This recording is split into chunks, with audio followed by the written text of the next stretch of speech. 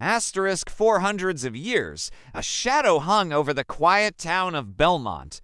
Generations came and went, but none dared to speak of the strange whispers that drifted from the old forest after midnight. They said the place was cursed, but no one truly knew why until the discovery that would change everything. It began with an old journal found in the attic of a crumbling Victorian house. The pages were brittle, the ink faded, but one detail stood out: a drawing of a black stone, half buried in the earth, surrounded by strange symbols. The final entry read, "We buried it here to keep it from them. No one knew who they were or what had been buried." To historians, Claire and Matthew decided to investigate. The journal led them deep into Belmont Woods, a place even hunters avoided. The trees grew so close together that sunlight could barely touch the forest floor, and the air was unnaturally still, as if the forest itself was holding its breath.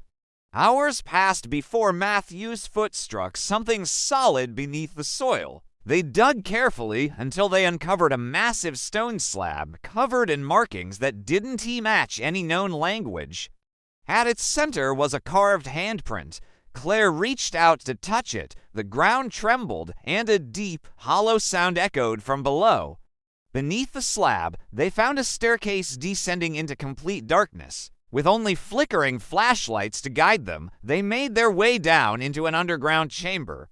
In the center stood a blackened wooden coffin, its lid carved with the same strange symbols as in the journal. They hesitated, then opened it, but inside was no body. Instead, they found something wrapped in rotting cloth. Unwrapping it revealed a mask. Unlike anything they had ever seen, its surface seemed to ripple like liquid metal, and its hollow eyes reflected their faces back at them, twisted and screaming. Claire felt drawn to it, as if it was calling her.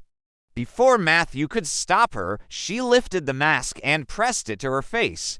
It fused instantly, and her scream was not her own. It was deeper, older, inhuman. Her eyes turned black as the mask seemed to breathe. Matthew frantically flipped through the journal.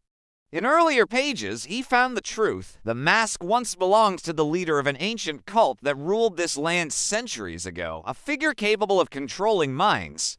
The cult was destroyed in a violent uprising, and the mask was buried to keep its power locked away forever. But the survivors swore they would reclaim it one day.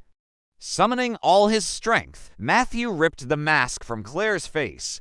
She collapsed, barely conscious. He shoved the mask back into the coffin and slammed the lid shut.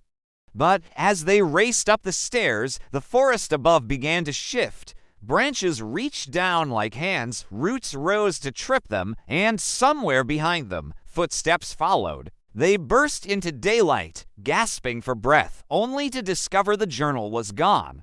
In its place, sitting silently in the back seat of Matthew's car, was the mask.